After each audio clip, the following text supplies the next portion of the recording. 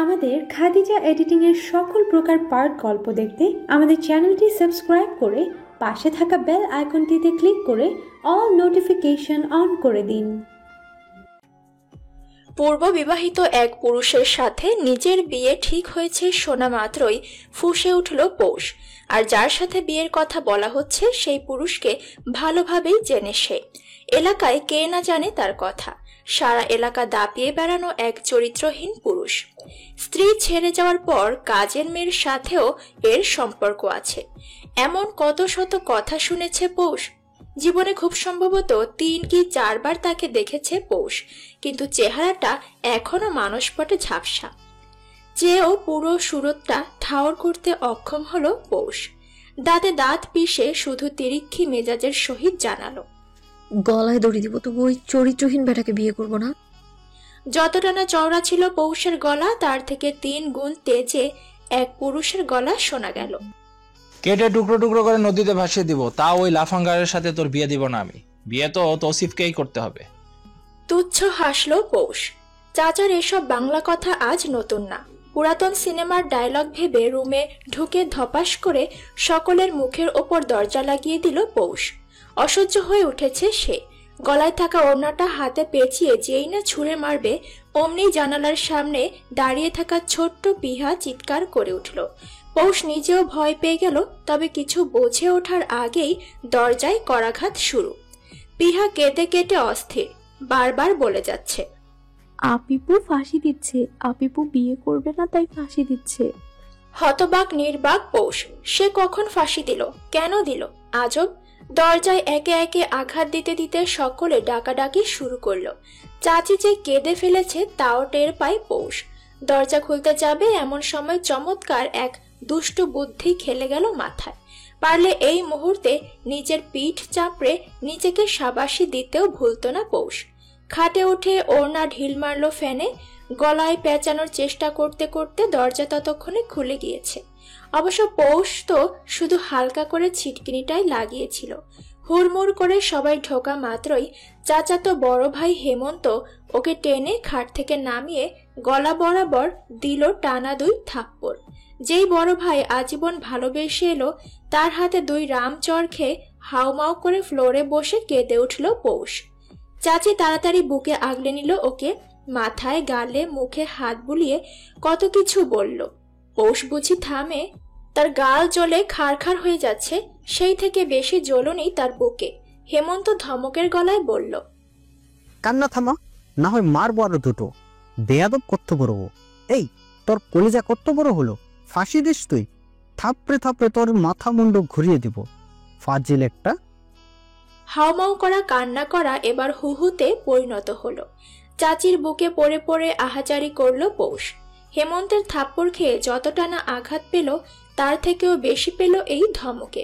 চাচা এতক্ষণ নীরব থাকলেও এবার মুখ খুললেন। হেমুর মা, ওকে খাওয়াও কিছু, এরপর ঘুম পাড়াও। সন্ধ্যায় বাড়িতে মেহমান আসবে, হেমুকে নিয়ে বাজারে যাই আমি। কথাটা বলেই চলে গেল 2 জন। উপস্থিত বাকি সকল সদস্যরা উৎসুক দৃষ্টিতে তাকিয়ে এখনো। গোড়াঘাটটি বেশি এখানে। 3 চাচার ছানাপোনা সব মিলিয়ে 7 জন, পৌষ তার মধ্যে একজন। ইনি মিনি গোল গোল চোখ করে তাকিয়ে বলল, আপনি কাঁদে না, ভাই এলে বকে দিব আমরা। পৌষের কান্না বুঝি থামে। ছোট চাচার এই 2 মেয়ে জমজ, যা বলে একসাথে, যা খায় একসাথে, কাঁদেও একসাথে, হাসেও একসাথে। এদের নাকি বিয়েও দিবে একসাথে। পৌষের মনে প্রশ্ন একটাই, এদের বাসর ঘর একসাথে কিভাবে হবে? এমন ঘন ঘটা মুহূর্তে এরূপ আজব চিন্তায় নিজেকে ধিক্কার জানালো পৌষ। জ্যেষ্ঠ দূরে দাঁড়িয়ে দেখছে বোনকে। জ্যৈষ্ঠ আর পৌষ সমবয়সী। পৌষ যদি মাস বড় 2 হবে, তবুও তারা বন্ধুর মতো। চৈত্র তখন বাসায় ছিল না। সে বাসায় ঢোকা মাত্র গুমোট অবস্থা দেখে জিজ্ঞেস করলেও লাভ হলো না। কেউ টু শব্দও করলো না, কারণ ঝড় এখনো পুরোপুরি ওঠেনি। আগাম ঝড়ের কথা ভাবতেই সকলের গায়ের লোম যেন কাটা হয়ে ফুটল। হিমশীতল এক বাতাস বয়ে যাচ্ছে, বৃষ্টি বৃষ্টি ভাব চারদিকে। এই ভাবকে বুড়ো আঙুল দেখিয়ে ঝমঝমিয়ে বৃষ্টি ঝরতে লাগলো। সেই সাথে যোগ দিল ঝোড়ো হাওয়া। আচমকায় ঘুম ছুটে গেল পৌষে। জানালার পর্দাগুলো স্ব দাপটে উড়ে বেড়াচ্ছে, আর মোড়া ভেঙে ওঠে পৌষ। 2 আঙুলে চোখ ঘষে নিল কিছুক্ষণ, ঝাপসা দেখছে এখনো, নিশ্চিত কান্নার ফল এটা। উঠে জানালার সামনে দাঁড়াতেই প্রকৃতির নজর কাড়ল। এমন জোয়াল খেলানো এক প্রেম আবহাওয়া, প্রেমিককে মনে করার এক রোমাঞ্চকর আবহাওয়া, বিরহের খাত লিখার উত্তম এক সময় যেন। এমন উস্কানিমূলক ওয়েদারে পৌষের মন খারাপ হলো, ভীষণ মন খারাপ। তার প্রেমিক তো আপাতত তার কাছে নেই, না জানি কোন জলযানে ঘুরে বেড়াচ্ছে।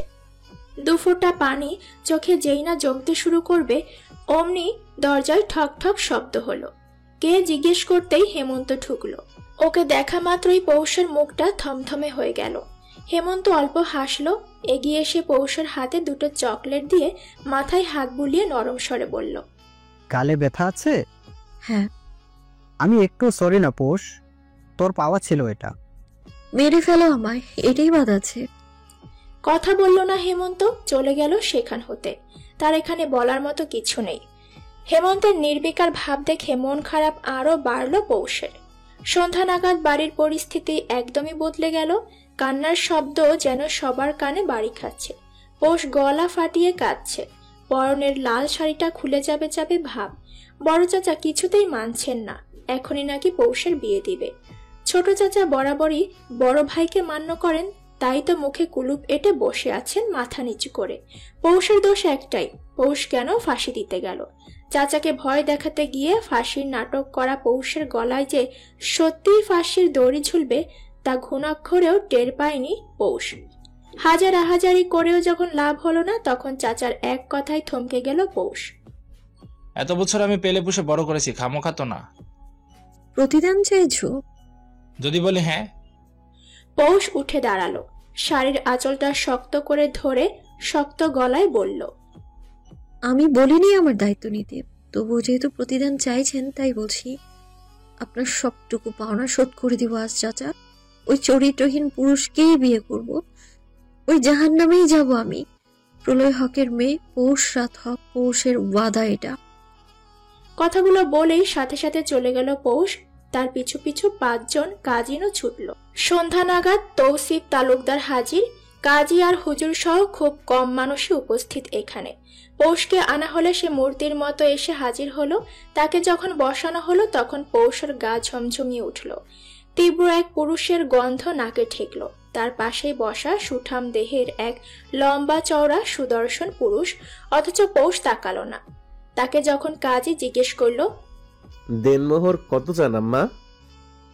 কিছুই চাই না।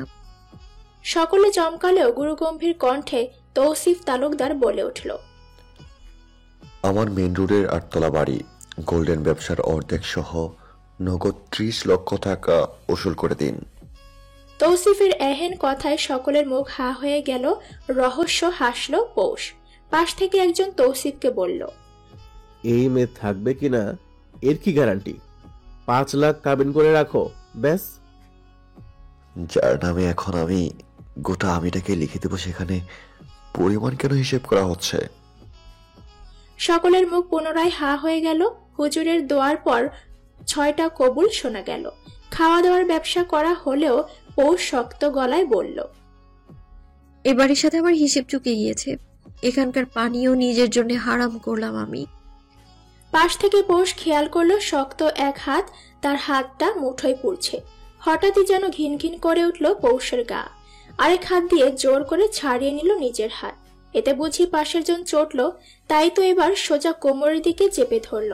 ব্যথায় পৌষের চোখে পানি জমল, তবে ছাড়া পেল না। ওর চাচা যখন কিছু বলতে এলো তখন ফিসফিস করে পৌষ শুধু বলল, আমার জীবনটাকে নরক বানানোর জন্য ধন্যবাদ বড় চাচা। তীব্র বর্ষণের ইতি টেনে আকাশ ঠমক ধরে বসল। স্ত্রীর মেঘমালার তাতে ধ্যান নেই, তারা উড়োউড়ি করতে ব্যস্ত। রাতের আকাশ অথচ একদম ফকফকা যেন। গাড়ির কাজটা বন্ধ থাকায় পৌষ আবহাওয়া ঠিক ঠাওর করতে ব্যর্থ। শুধু জানালায় মাথা এলিয়ে বাইরে দেখে যাচ্ছে। পাশের মানুষটার দিকে তার ধ্যান জ্ঞান কিছুই নেই আপাতত। সে নিজেকে নিয়ে বিভোর। ভাবনায় তার চিরায়ত চিরপরিচিত বাড়িটা। এমন আবহাওয়াতে নিশ্চিত ওর দলবল নিয়ে ছাদে আড্ডা জমাতো। আড্ডার মাঝেই ইনি মিনি 2 জন চৈত্র আর জ্যৈষ্ঠর কোলে ঘুমিয়ে পড়ত। রাত যখনই একটু বাড়তে শুরু করবে তখনই ছাদে আগমন ঘটতো হেমন্তর। সবগুলোকে ধমকে ধামকে থাপড়ে নিচে নামাতো। এটাই তো হতো, কিন্তু আজ হলো না। আর কোনোদিন হবে বলেও মনে হচ্ছে না। পৌষের বুক চিরে দীর্ঘশ্বাস বেরিয়ে এলো। মাথায় হঠাৎই যন্ত্রণা হচ্ছে। সেই যন্ত্রণা বাড়লো যখন তীব্র হর্নের শব্দ হলো। পৌষ চমকালো, সম্মুখে দৃষ্টিপাত করতে বুঝলো ওরা পৌঁছে গিয়েছে। এই বাড়ি পৌষের চেনা, খুব গভীরভাবে না হলেও একটু চেনা। বাড়িটা সে অনেকবারই দেখেছে, ভেতরে যাওয়া হয়নি। ওই সর্বোচ্চ গেট পর্যন্ত, তাও খুব দরকারে। একবার বোধহয় ঢোকাও হয়েছিল, তবে এই চরিত্রহীন পুরুষের ফ্ল্যাটে নয়, তার ভাইয়ের ফ্ল্যাটে। উফ শব্দ করে সরতে চাইল পৌষ। তার ভাবনায় ছেদ পড়েছে। ব্যথা দেয়া কোমরটাতে পুনরায় শক্ত করে ধরেছে তৌসিফ তালুকদার। রাগে রক্ত যেন পৌষের টক বগিয়ে উঠছে। এই লোকের এসব ছোঁয়াছুঁই ওর পছন্দ হচ্ছে না। গায়ে কাটা দিয়ে ওঠে। পৌষ কিছু বলার আগেই হঠাৎ জমে গেল। তার অনুভূতি মুহূর্তেই থিতলে গেল যেন। তৌসিফ তালুকদার তার অতি নিকটে। সহসা খিচে চোখ বুজে নিল পৌষ। তাকালো না, আর তাকাবেও না। মরণ হোক তার, তবে চোখ যে খোলা যাবে না। ভারী পুরুষের নিঃশ্বাস শীঘ্রই তার সামনে থেকে হটল। দরজা খুলে গটগট পায়ে নেমে দাঁড়ালো। মৃদুস্বরে ড্রাইভার বলে উঠল, ম্যাডাম, আমরা পৌঁছে গিয়েছি, আপনি কি এখন নামবেন? ফট করে চোখ মেলে অবাক দৃষ্টিতে তাকালো পৌষ। এদিক ওদিক তাকিয়ে ও যখন কাঙ্ক্ষিত পুরুষটাকে দেখল না, তখন শাড়ির সামলে বেরিয়ে এলো। না, কোনো বিয়ে বিয়ে আমেজ নেই এখানে, একদমই না। সারা জনম কার সাদামাটাটাই আছে। একটু কি সাজানো যেত না? নিজের ভাবনায় বিরক্ত পৌষ। কেন সাজাবে? পৌষ কি আর ইচ্ছে করে বিয়ে করেছে? পরক্ষণেই খেয়াল হলো এক শক্ত হাতের মুঠোয় ওর নরম হাতটা আটকা পড়েছে। লোকটা তাকে তাকানোর বা বোঝার সময়টুকুও দিল না। তার বড় বড় পায়ের ধাপে পা মিলাতে বেশ বেগ পোহাতে হলো পৌষের। শাড়ি পরায় সেই ঝামেলা বাড়লো একটু। এক প্রকার হুমড়ি খেয়ে পড়লো নিচে, অথচ তার ডান হাতটা এখনো তৌসিফ ধরে আছে। পড়া মাত্রই যেন না পৌষ কান্নার সুর তুলবে, অমনি তাকে ফট করে কোলে তুলে নিল তৌসিফ। কান্নার সুর তো দূর, ক উচ্চারণ করার সময়টুকুও পেল না পৌষ। বড়ই আফসোস হলো তার। কান্না করতে না পারলে তার ভেতর ফুলে ফেপে ওঠে, শ্বাসকষ্ট হয়। মনে হয় এই বুঝি মরে গেল, দম আটকে আসে কেমন করে। তবে আজ সেসবের সময় হলো না। তাকে কেউ হাতে ধরে সময় দিলও না। সোজা দরজা নক করতেই এক মহিলা দরজা খুলে দিল। তৌসিফ কোনো দিকে না তাকিয়ে সোজা ড্রয়িং রুম পেরোলো। একদম মাস্টার বেডরুমে ঢুকে সযত্নে নরম বিছানাটায় মাঝে রাখলো পৌষকে। পরপর গেল দরজা লাগাতে। ফাটা চোখে এদিক ওদিক তাকালো পৌষ। সারাটা ঘরময় আভিজাত্যের ছোঁয়া। পৌষ মুগ্ধ হলো। গোল গোল চোখ করে দেখলো সবকিছু, তবে সোনালি আলো থাকায় ততটাও দেখতে পেল না। মনে মনে গালি দিল, ফকিন্নি। এমন সোনালি আলো তার কাছে ফকিন্নি মনে হলো। 440 ভোল্টের বাতিতে এমন হলুদ হলুদ দেখায়। তাদের বাসায় এনার্জি বাল্ব, সাদা ঝকঝকা ফকফকা আলো ছড়ায়, একদম চকচক করে চারপাশ। আর এত বড় লোকের বাড়িতে কিনা ড্রিম লাইটের বদলে এই হলুদ বাতি? মানা যায় এসব? এই বাল্বগুলোতে চৈত্র পানি ঢুকিয়ে দুটো বিটাফিশ ছেড়ে দিল একবার। রাত হলে চোখ ধাঁধানো সুন্দর লাগতো দেখতে। পৌষ যখন ওর এলোমেলো ভাবনাতে মশগুল, তখনই হঠাৎ ওর আঁচলে টান পড়ল। চমকে উঠে ঝাড়া দিয়ে দাঁড়িয়ে গেল ও। বড় বড় চোখে দেখে গেল তৌসিফকে। হ্যাঁ, এই তো সেই পুরুষটা, সুদর্শন পুরুষ। চেহারা, দেহ, চুল, ব্যক্তিত্ব কোনোটাতেই সে পিছিয়ে নেই। পেছানো শুধু চরিত্রের দিক থেকে, যেটা একজন ব্যক্তির সবটুকু সত্তা বহন করে, তৌসিফ তালুকদারের সেটাই নেই। কথাটা মনে পড়তেই সবেমাত্র মুগ্ধ হতে শুরু করা পৌষ ভাবনার জাল ভেদ করে বেরিয়ে এলো। তৌসিফ তালুকদার ততক্ষণে এগিয়ে আসছে পৌষের দিকে। এই একা বাড়িতে বদ্ধ দরজার ভেতরে পৌষের সকল সাহস পালালো। তার নজর বন্দী হলো শুধু হলুদ আলোয় আলোকিত এক সুদর্শন পুরুষ যে এগিয়ে আসছে পৌষের দিকে। পৌষ যেন এই মুহূর্তে বাকশক্তিও হারিয়ে ফেলল। শুধু ফ্যালফ্যাল করে তাকিয়ে রইল তৌসিফ তালুকদারের দিকে।